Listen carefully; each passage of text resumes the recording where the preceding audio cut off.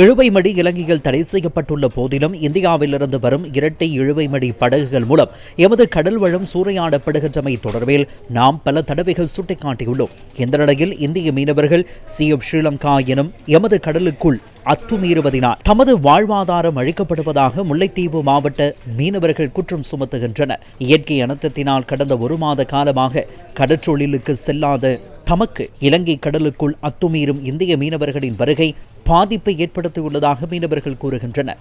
இறால் பருவம் ஆரம்பமாகியுள்ளமையினால் கடலில் உள்ள இறால் உள்ளிட்ட வளங்கள் அனைத்தையுமே இந்திய இழுவைமடி படகுகள் சூறையாடி செல்வதாக மீனவர்கள் கவலை தெரிவிக்கின்றனர். நாங்கள் கொஞ்சம் முன்னறிவார்கள் இதை இழுவமடி படகுகளால் இழுத்து இதுகளை அழிச்சிட்டு போனா நாங்கள் என்னத்தை சாப்பிடுறது? ரோடக்காரன் அள்ளிக்கொண்டு போறான் முழுக்க. இதுதான் பிரச்சனை. இந்தியன் தொழில் செய்தா எங்களால் தொழில் செய்யலாம். கடலுக்குள்ள சுரண்டின்னு சொன்னா இறால்ல இருந்து சங்கில இருந்து சகல மீன் வகையும் அவங்களோட மடிக்குள்ளேயே போகும். தமிழ்நாட்டை சேர்ந்த மீனவர்கள் தான் இருக்கு. புயலுக்கு தகுந்த நடவடிக்கையை அரசாங்கம் மூலமாக கொடுக்கலாம். இதனிடையே பேச்சுவார்த்தையின் மூலமே இலங்கை இந்திய மீனவர் பிரச்சினைக்கு தீர்வு காண முடியும் என இந்திய மீனவர்கள் வலியுறுத்துகின்றனர். இலங்கை அரசால் சிறைப்படுத்தப்பட்டிருக்கக்கூடிய விசைப்படகுகள் 240க்கு மேற்பட்ட விசைப்படகுகள் அங்கே சிறைப்படுத்தப்பட்டிருக்கு.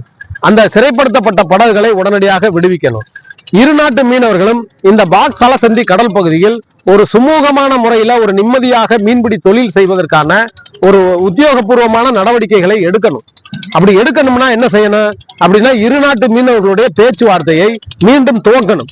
தடை செய்யப்பட்ட வலைகளை முற்றிலும் நிறுத்துவது, இது போன்ற ஒரு விஞ்ஞானபூர்வமான திட்டத்தை பாக் சலசந்தி கடல் பகுதியில் ஏற்படுத்தி ஒரு ஒப்பந்தத்தை இரு நாட்டு மீனவர்களும் ஒப்பந்தத்தை ஏற்படுத்தி அதனை அமல் செய்வதற்கு வழிநடத்துவதற்கு இரு நாட்டு மீனவர்கள் இரு நாட்டு அதிகாரிகளை கொண்ட ஒரு நடுவம் ட்ரிபியூனல் அமைச்சு அதை அமல்படுத்தணும். அதை மீறுகிறவர்களுக்கு முறையான தண்டனைகள் வழங்கப்படணும்.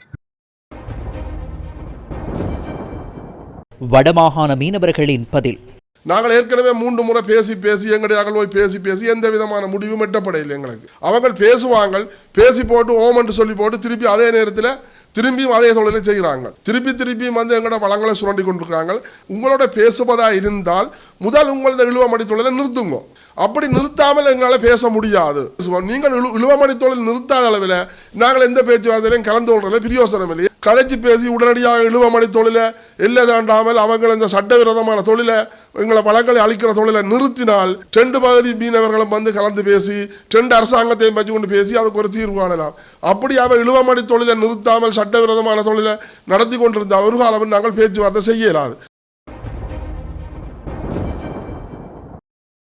இதனிடையே இந்த வருடத்தின் இதுவரையான காலப்பகுதியில் சி ஆஃப் ஸ்ரீலங்கா எனும் கடற்பரப்புக்குள் 42 படகுகளுடன் அத்துமீறிய 341 இந்திய மீனவர்கள் கைது செய்யப்பட்டுள்ளனர்.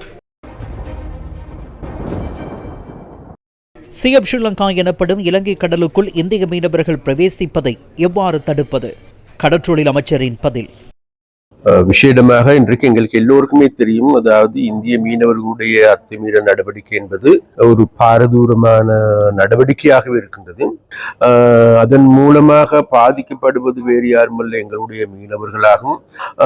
அதே நேரத்தில் இந்தியா எங்களுடைய தொப்புள் கூடிய உறவு என்று கூறிக்கொண்டு எங்களை ஏமாற்றுகின்ற ஒரு போக்கும் காணக்கூடியதாக இருக்கின்றது.